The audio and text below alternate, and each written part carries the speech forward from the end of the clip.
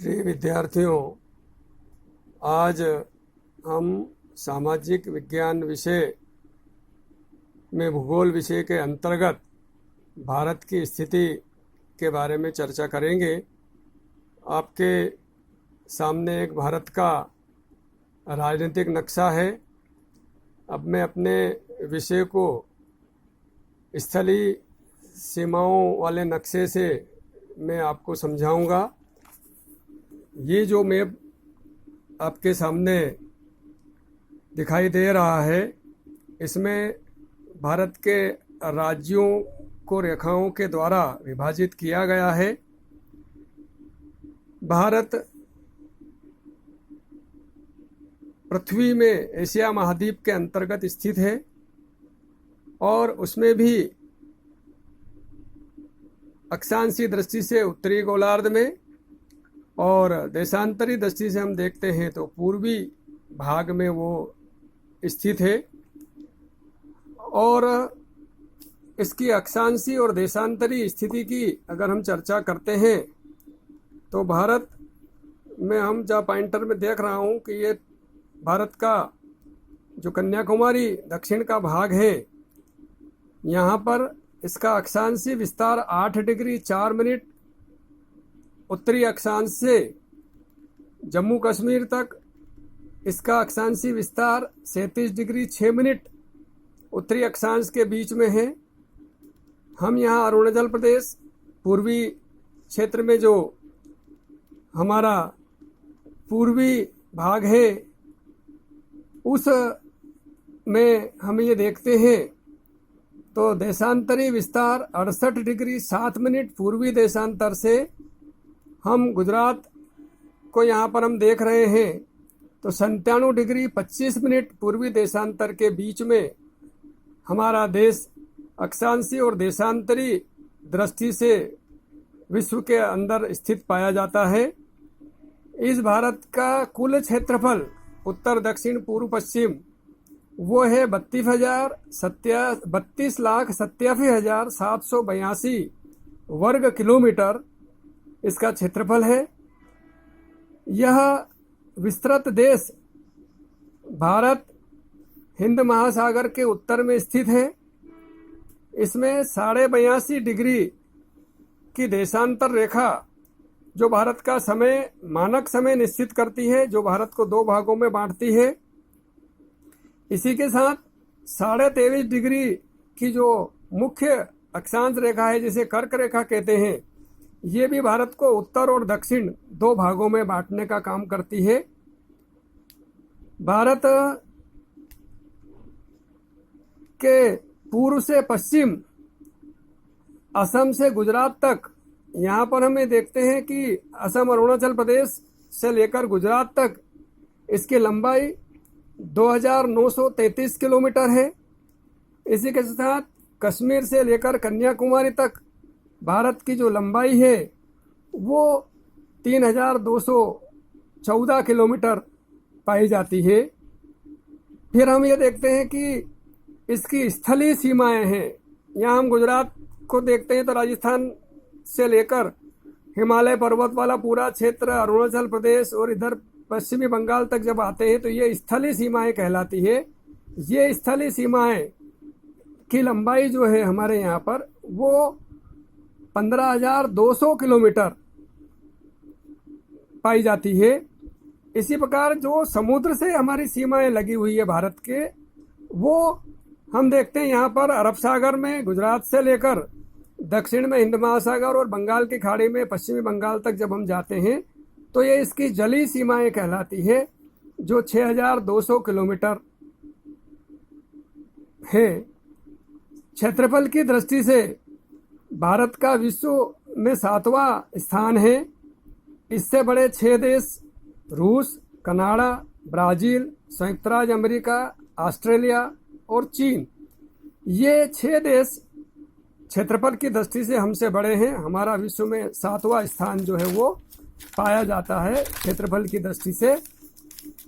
फिर हम और आगे कुछ चर्चा करते हैं तो हमारे भारत में जैसा कि उत्तर में हम देखते हैं तो हिमालय पर्वत विश्व के दूसरे देशों से स्थलीय सीमाओं से हमको अलग करता है। ऐसे ही दक्षिण में हम यह देखते हैं तो बंगाल की खाड़ी, हिंद महासागर और अरब सागर ये जलीय सीमाएं हैं। और इस पूरे को जब हम ये देखते हैं तो विश्व में एकमात्र भारत ही ऐसा देश है जो उपमहाद्वीप भी कहलाता है। और इस देश के उत्तर, पूर्व, पश्चिम, दक्षिण में जो अन्य देश इससे जुड़े हुए हैं तो हम ये देखते हैं कि उत्तर पश्चिम में पाकिस्तान, उत्तर पश्चिम के ऊपर हम यहाँ पर जो पॉइंटर देख रहे हैं यहाँ पर अफगानिस्तान, उत्तर में चीन, उसी के नीचे हमारा ही एक तरह से हिस्सा हम कह सकते हैं नेपाल, फिर भूटान, फिर हम एकदम पूर्व में जब जाते हैं तो यहाँ पर म्यांमार, ये हमारा पड़ोसी देश है। फिर एक और देश जो 1947 के पूर्व में हमारा ही हिस्सा था परंतु बाद में पाकिस्तान में चला गया और 1971 में फिर इसको मुक्त करवाया गया, जो आज बांग्लादेश के नाम से जाना जाता है। यहाँ पर हम ये देखते हैं कि समुद्र में दक्षिण में हमारा पड़ोसी देश श्रीलंका है। भारत में पूर्व में हम देखते हैं तो कुछ द्वीप समूह है बड़ी संख्या में जो हमारा ही हिस्सा है, जिन्हें अंडमान निकोबार द्वीप कहते हैं, बंगाल की खाड़ी में है। यहाँ पर हम देखते हैं पश्चिम में अरब सागर में तो लक्षद्वीप के नाम से कुछ द्वीप समूह यहाँ पर पाए जाते हैं। भारत की जो है उत्तर में हिमालय पर्वत पूर्व से पश्चिम तक 2400 किलोमीटर की लंबाई लिए हुए एक प्राकृतिक सीमा उत्तरी और उत्तर पूर्वी देशों के साथ बनाती है, जिसके कारण हमारा देश सुरक्षित रहता है। इसी के साथ ये हिमालय पर्वत बड़ी मात्रा में उत्तर से आने वाली ठंडी हवाओं को रोकने का काम भी करती है। साथ ही हम जो मानसूनी हवाएं जो देश में बरसात करती है, ये हिमालय पर्वत उन वर्षा को वाष्पयुक्त बादलों को ऊपर तक नहीं जाने देती और हमारे देश में पर्याप्त वर्षा करती है।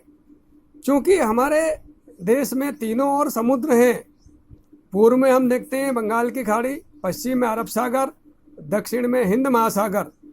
ये तीनों समुद्र जो है वो हमारे यहाँ जो मानसून उठते हैं उन मानसूनों की पानी की पूर्ति इनके द्वारा की जाती है। भारत की जो प्राकृतिक बनावट है वो विश्व में एक अनूठी पाई जाती है। जैसा मैंने बताया है कि वो एक उपमहाद्वीप कहलाता है और उपमहाद्वीप होने के साथ ही प्रकृति ने हमको जितना भी प्राकृतिक चीज़ें दी है, चाहे वो जंगल हो, चाहे वो पहाड़ हो, चाहे वो खनिज पदार्थ हो, नदियां हो, कृषि युक्त उपयोग में आने वाली भूमि हो, ये सब चीज़ें भारत में बड़ी मात्रा में प्रकृति प्रदत्त उपलब्ध होने के कारण आज हमारा यह देश एक विश्व गुरु की भूमिका के रूप में भी हम इसको देख रहे हैं। और ये जो भारत है, इसके इतिहास को अगर हम ये देखते हैं तो इस देश में अंग्रेजों के पहले, मुगल के पहले जो है हिंदू शासक राज्य करते थे। इसकी सीमाएं बहुत ज़्यादा थी, परंतु 1947 में आज़ाद होने के बाद हमारी सीमाएं जो आज हमने इस अध्ययन के अंतर्गत जो वर्णन किया वहाँ उतनी तक सीमित है। तो आप सभी को आज मैंने भारत की प्राकृतिक स्थिति के बारे में जानकारी दी है। अपने किताब में से भी नक्शे में देखकर जो हमने चर्चा की है उसको पढ़ने का कष्ट करिएगा, उसको पढ़िएगा। आगे फिर हम और दूसरे पाठ के साथ मुलाकात करेंगे। धन्यवाद।